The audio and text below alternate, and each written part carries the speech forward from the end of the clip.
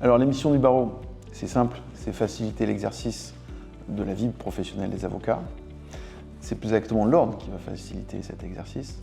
C'est aussi le contrôle de l'application des règles qui régissent notre profession. Mathieu Jacquier, bâtonnier de Marseille.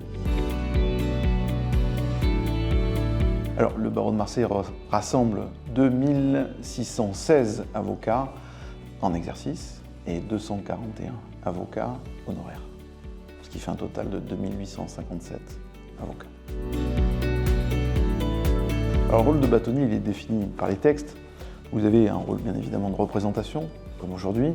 Vous avez un rôle d'administration du barreau, d'enseignement aussi par la formation que nous dispensons, mais également un rôle de conciliation, un rôle de défense permanente des institutions de la profession et des avocats de son barreau.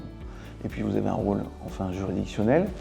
Ce rôle juridictionnel, c'est notamment dans l'application des contrats de travail des avocats salariés.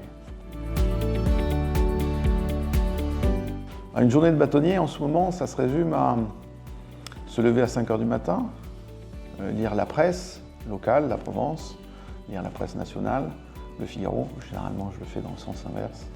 Vous avez ensuite, bien sûr, comme tout un chacun, douche, brossage de dents, café, départ pour l'ordre.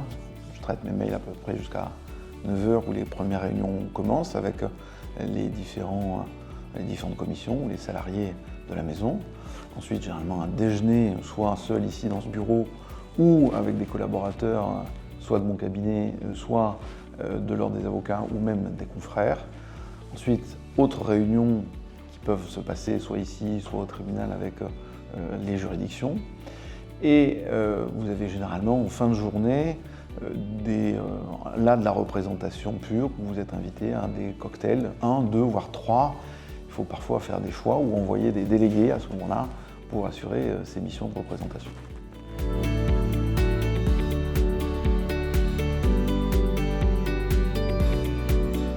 Alors la vie associative du barreau de Marseille est assez riche. Elle est composée soit d'associations qui sont extérieures à l'ordre, qui sont des filles de l'ordre ou des petites sœurs de l'ordre, voire des commissions qui ont un peu le même rôle que cette vie que peuvent avoir des associations. Et donc il y a une vie associative, on va dire, qui est assez fournie. Vous avez la SMAJ, vous avez le CDAD, vous avez la Juriscope, c'est la période de la Juriscope, nous nous rencontrons dans ce cadre-là et cette association est importante dans la vie du barreau de Marseille. Vous avez également l'AMA, qui est une association de médiation du barreau de Marseille. Vous avez l'association des œnologues du Palais, qui a été créée dans la mandature précédente. Cette vie associative est importante dans le barreau de Marseille et dans l'esprit du barreau de Marseille parce que ça fait partie aussi de notre ADN, la convivialité et l'accueil de tout le monde et de tout le monde venant de tous horizons, de tous les confrères, qu'ils soient de passage ou qui restent et qui tombent amoureux de notre ville et de notre barreau.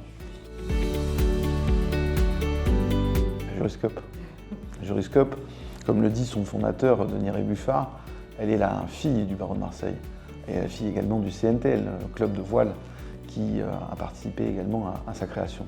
La Juriscope, c'est 33 ans, la 33e plutôt édition, et 34 ans que cette association existe et fait ses rencontres de la plaisance et du droit. C'est à chaque fois des moments de rencontre aussi entre professionnels. Et c'est devenu au fil du temps la rentrée de la profession d'avocat. Vous avez des partenaires qui viennent comme Guerialis prêcher leurs bonnes paroles dans le cadre de la Juriscope. Vous avez les institutions nationales qui sont généralement présentes, CNB, Conférence des bâtonniers. Vous avez aussi le CCBE qui est là cette année. Vous avez la délégation des barreaux de France qui est là depuis 2 ans. Donc il y a une vie, ça participe à la rentrée de la profession d'avocat dans le paysage français. Ça dépasse également la profession d'avocat puisque vous avez des notaires, vous avez des huissiers qui sont présents, des juristes de tout horizon. Donc c'est vraiment un très bel événement et dans la convivialité qui plaît beaucoup au barreau de Marseille. Alors Guerialis, moi pour m'être occupé pendant 12 ans au barreau de Marseille des confrères en difficulté ou des confrères qui avaient besoin en tout cas d'une aide, Guerialis à mon sens est là pour participer avec le barreau de Marseille à apprendre à nos confrères tout ce qui est possibles pour eux, toutes les aides qui sont possibles. Généralement, l'aide sociale, comme on pourrait l'appeler, ou les problèmes de santé, on ne connaît ces problèmes-là et les façons de s'en sortir et les moyens de se faire aider uniquement quand on y a été confronté. Et quand c'est la première fois que ça arrive, on est généralement perdu et on ne connaît pas tous ces droits. C'est pour ça que je suis ravi que Carialis et le barreau de Marseille, depuis des années, participent ensemble à essayer de trouver des solutions tant pour nos confrères que pour nos salariés. Mon souhait pour demain, bien sûr, un barreau de Marseille toujours plus fort, toujours plus beau et toujours plus accueillant, mais également une justice de qualité qui se donne les moyens d'assurer ses missions essentielles à la démocratie. Vous connaissez l'image du glaive et de la balance. Le glaive et la balance sont essentiels dans la démocratie puisqu'ils assurent un rôle social de paix sociale.